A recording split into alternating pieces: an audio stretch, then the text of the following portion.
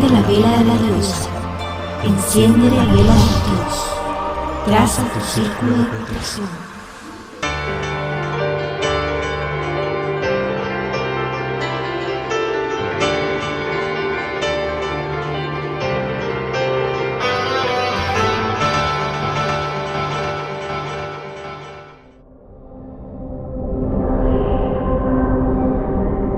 Manifestaciones visuales de los espíritus.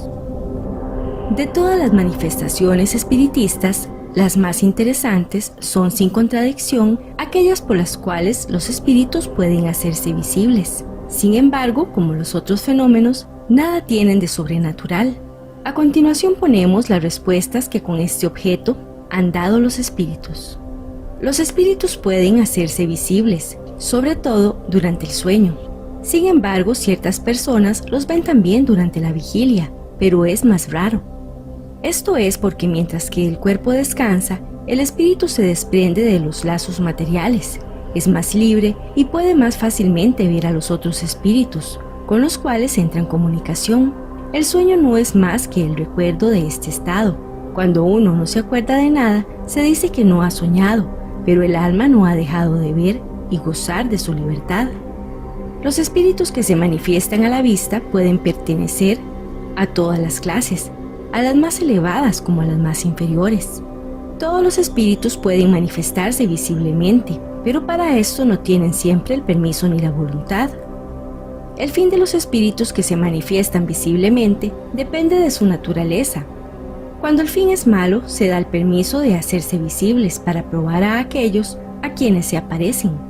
La intención del espíritu puede ser mala, pero el resultado puede ser bueno. El fin de los espíritus que tienen mala intención al hacerse ver es el de asustar y muchas veces vengarse. El fin de los espíritus que vienen con buena intención es el de consolar a las personas que los lastiman, probar que existen y están cerca de ellos, dar consejos y algunas veces reclamar asistencia para ellos mismos. El inconveniente que habría en que la posibilidad de ver los espíritus fuese permanente y general es que, estando el hombre constantemente rodeado de espíritus, su visión incesante le alteraría, le mortificaría en sus acciones y le quitaría su iniciativa en la mayor parte de los casos, mientras que, creyéndose solo, obra más libremente. A pesar de que la visión de los espíritus tiene inconvenientes, se permite en ciertos casos, con el fin de dar una prueba de que todo no muere con el cuerpo y que el alma conserva su individualidad después de la muerte. Esta visión pasajera basta para dar esta prueba y atestiguar la presencia de los espíritus amigos al lado, pero no tiene los inconvenientes de la permanencia. En los mundos más avanzados que este planeta, la visión de los espíritus es más frecuente, ya que cuanto más el hombre se acerca a la naturaleza espiritual, más fácilmente entra en relación con los espíritus. Lo grosero de esta envoltura material terrestre es lo que hace más difícil y rara la percepción de los seres etéreos. No es racional asustarse por la aparición de un espíritu.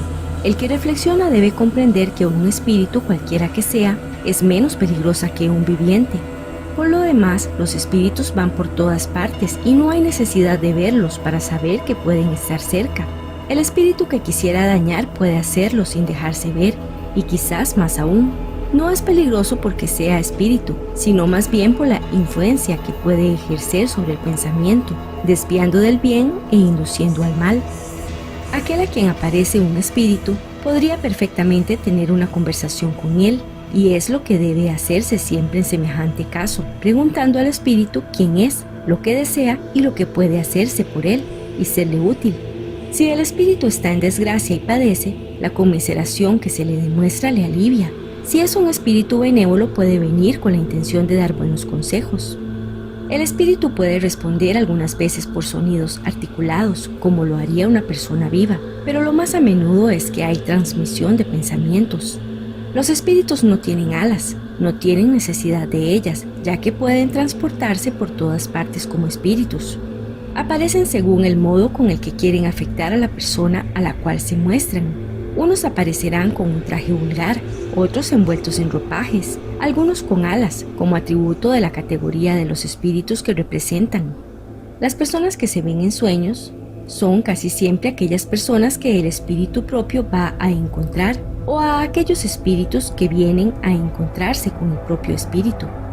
Los espíritus burlones no toman apariencias fantásticas sino para divertirse a costa de la persona a la que se le aparecen, pero hay cosas con las que no les es permitido divertirse. Siendo el pensamiento una especie de evocación, se comprende que provoque la presencia del espíritu, pero muchas veces las personas en las cuales se piensa más o se desea ardientemente volver a ver nunca se presentan en sueño, mientras que se ven gentes indiferentes y en las cuales no se piensa de ningún modo. Los espíritus no tienen siempre la posibilidad de manifestarse a la vista, aún en sueño, y a pesar del deseo que se tiene de verles, causas independientes de su voluntad pueden impedirlo. Muchas veces esto es también una prueba de la que el deseo más ardiente no puede librar. En cuanto a las personas indiferentes a la persona que sueña, si no se piensa en ellas, es posible que ellas piensen en él. Por lo demás, los espíritus encarnados no pueden tener una idea de las relaciones del mundo de los espíritus. Encontrarán allí una porción de conocimientos íntimos, antiguos o nuevos, de los cuales no tienen ninguna idea en el estado de vigilia. Observación hecha por Allan Kardec. Cuando no hay ningún medio de comprobar las visiones o apariciones, se puede sin duda ponerlas en la cuenta de las alucinaciones, pero cuando son confirmadas por los acontecimientos, no podrán atribuirse a la imaginación. Tales son, por ejemplo, las apariciones en el momento de su muerte, en sueño o en el estado de vigilia, de personas con las cuales no se piense de ningún modo, y que por diversas señales vienen a revelar las circunstancias del todo inesperadas de su objeto. Se ha visto muchas veces a los caballos encabritarse y rehusar el avanzar ante apariciones que espantan a aquellos que los conducían. Si la imaginación produce algún efecto en los hombres, seguramente no existe entre los animales. Por otra parte, si las imágenes que se ven en sueños eran siempre un efecto de las preocupaciones de la vigilia, nada explicaría por qué acontece a menudo que no se sueña jamás en las cosas que más se piensa. Ciertas visiones son más frecuentes en el estado de enfermedad. También tienen lugar en el estado de perfecta salud, pero en la enfermedad los lazos materiales están relajados. La debilidad del cuerpo deja más libertad al espíritu, quien entra con más facilidad en comunicación con los otros espíritus. Las apariciones espontáneas parecen ser más frecuentes en ciertos lugares. Las apariciones, los ruidos, todas las manifestaciones, en fin, están igualmente extendidas por toda la tierra, pero presentan caracteres distintos según los pueblos en los cuales tienen lugar. Por ejemplo, en aquellos donde la escritura está poco extendida, no hay médiuns escribientes. En los otros abundan. En otra parte hay ruidos más a menudo y movimientos que comunicaciones inteligentes, porque estas son menos estimadas y buscadas. Algunas de las apariciones tienen lugar por la noche. La gran claridad puede borrar una aparición ligera, pero es un error creer que la noche sirva en cuanto a eso para alguna cosa. Observación hecha por Allan Kardec al respecto. Los hechos de apariciones son mucho más frecuentes y generales de lo que se cree, pero muchas personas no los confiesan por temor al ridículo. Otros los atribuyen a la ilusión. Si parecen más multiplicados en ciertos pueblos, esto proviene de que se conservan en ellos más cuidadosamente las tradiciones verdaderas o falsas, casi siempre abultadas por el atractivo de lo maravilloso, a que se presta más o menos el aspecto de las localidades. La credulidad hace entonces ver efectos sobrenaturales en los fenómenos más vulgares. El estudio formal del espiritismo conduce a separar de la realidad todos los accesorios ridículos de la superstición. La visión de los espíritus puede tener lugar en las condiciones perfectamente normales. Sin embargo, las personas que los ven están muchas veces en un estado particular muy cerca del éxtasis, que les da una especie de doble vista. Aquellos que ven a los espíritus creen verlos por la vista, pero en realidad el alma es la que ve, y lo que lo prueba es que pueden verse con los ojos cerrados. El espíritu puede hacerse visible mediante un principio que es el mismo que el de todas las manifestaciones. Tiende a las propiedades del perispíritu, que puede sufrir diversas modificaciones a gusto del espíritu. En el estado material, los espíritus no pueden manifestarse sino con la ayuda de su envoltura semimaterial o perispíritu, que es el intermediario por el cual obran sobre los sentidos. Bajo esta envoltura aparecen algunas veces con una forma humana o cualquier otra, ya sea en los sueños, ya sea en el estado de vigilia, lo mismo a la luz que en la oscuridad. Por la combinación de los fluidos, se produce en el perispíritu una disposición particular que no tiene analogía con la condensación como ustedes los encarnados creen y que lo hace perceptible. Los espíritus que aparecen en su estado normal son impalpables, como cuando se sueña. Sin embargo, pueden hacer impresión en el tacto y dejar trazas de su presencia, y aún en ciertos casos venir a ser momentáneamente tangibles, lo que prueba que entre los espíritus y los seres encarnados o vivos hay una materia.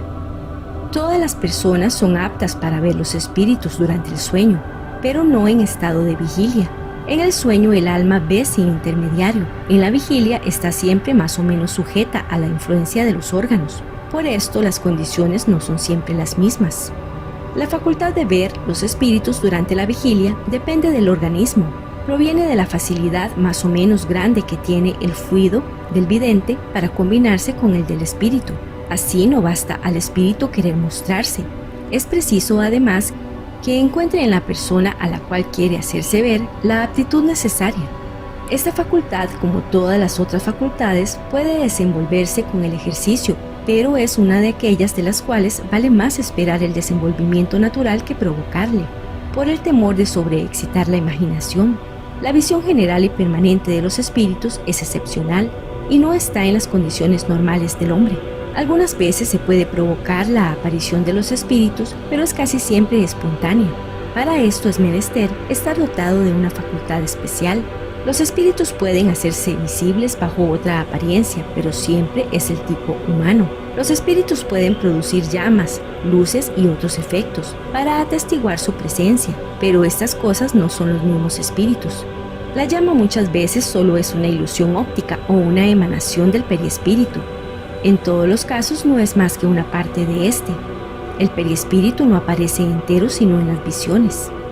La creencia que atribuye los fuegos fatuos a la presencia de almas o espíritus es una superstición producida por la ignorancia, ya que la causa física de los fuegos fatuos es bien conocida. La llama azul que apareció sobre la cabeza del niño Servius Tullius era real y fue producida por el espíritu familiar que quería advertir a la madre. Esta madre, medium vidente, había apercibido un rayo del espíritu protector de su hijo. Todos los medios videntes no ven al mismo grado. Mientras que esta madre solo veía una llama, otro medium hubiese podido ver el mismo cuerpo del espíritu. Los espíritus podrían presentarse bajo la forma de animales, pero los que tomen estas apariencias son siempre espíritus muy inferiores. En todos los casos, esto solo sería una apariencia momentánea, porque sería absurdo el creer que un animal cualquiera pudiese ser la encarnación real de un espíritu. Observación hecha por Allan Kardec al respecto. Solo la superstición puede hacer creer que ciertos animales están animados por espíritus. Es preciso una imaginación muy complaciente o bien afectada para ver alguna cosa sobrenatural en circunstancias un tanto extravagantes, con las cuales se presentan algunas veces, pero el miedo hace ver con frecuencia lo que no existe. Ensayo teórico sobre las apariciones. La siguiente teoría se aplica a los sueños, como a los otros casos de apariciones. Las apariciones propiamente dichas tienen lugar en el estado de vigilia y cuando uno goza de la plenitud y entera libertad de sus facultades. Generalmente se presentan bajo una forma vaporosa y diáfana, algunas veces vaga e indecisa. A menudo es en el primer momento una luz blanquecina cuyos contornos se dibujan poco a poco. Otras veces las formas son acentuadas con claridad y se distinguen los menores trazos del rostro, al punto de poder hacer de ellas una descripción muy precisa. Los ademanes y el aspecto son parecidos a los del espíritu cuando vivía. Pudiendo tomar todas las apariencias, el espíritu se presenta bajo aquella que mejor puede hacerle conocer, si tal es su deseo. De este modo, aun cuando el espíritu no tenga ningún defecto corporal, se manifestará estropeado, cojo, jorobado, herido, con cicatrices, si esto es necesario para justificar su identidad. Una cosa notable es que a menos de circunstancias particulares, las partes menos dibujadas son los miembros inferiores, mientras que la cabeza, el tronco, los brazos y las manos se presentan siempre claramente. Tampoco casi nunca se les ve andar, sino deslizarse como sombras. En cuanto al traje, ordinariamente se compone de un ropaje terminando en largos pliegues flotantes, pero los espíritus vulgares, aquellos que se han conocido, tienen generalmente el traje que tenían en el último periodo de su existencia. Muchas veces tienen atributos característicos de su elevación, como una aureola o alas para aquellos que puedan considerarse como ángeles, mientras que otros llevan los que recuerdan sus ocupaciones terrestres. De este modo, un guerrero podrá aparecerse con su armadura, un sabio con sus libros, un asesino con un puñal, etc. Los espíritus superiores tienen una figura bella, noble y serena. Los más inferiores tienen algo de feroz y bestial, y algunas veces llevan aún las señales de los crímenes que han cometido o de los suplicios que han sufrido. La cuestión del traje y de todos estos objetos o accesorios puede que sea la que más admira. Hemos dicho que la aparición tiene algo de vaporoso. En ciertos casos podría compararla a la imagen reflejada en un espejo sin alinde, y que a pesar de su limpieza no impide ver a través los objetos que están por detrás. Así es generalmente como los distinguen los medios videntes.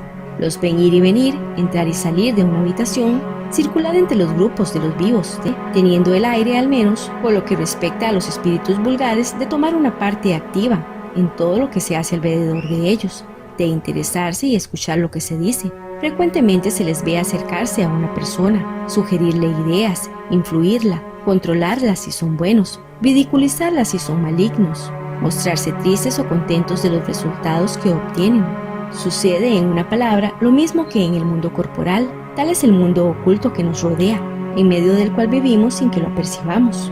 El microscopio nos ha revelado el mundo de lo infinitamente pequeño, que no sospechábamos. El espiritismo, ayudado de los médiums, nos ha revelado el mundo de los espíritus, que es también una de las fuerzas activas de la naturaleza. Con ayuda de los médiums videntes hemos podido estudiar el mundo invisible. El espíritu que quiere o puede aparecer reviste algunas veces una forma más clara todavía, teniendo todas las apariencias de un cuerpo sólido, hasta el punto de producir una ilusión completa y hacer creer que se tiene delante de sí un ser corporal.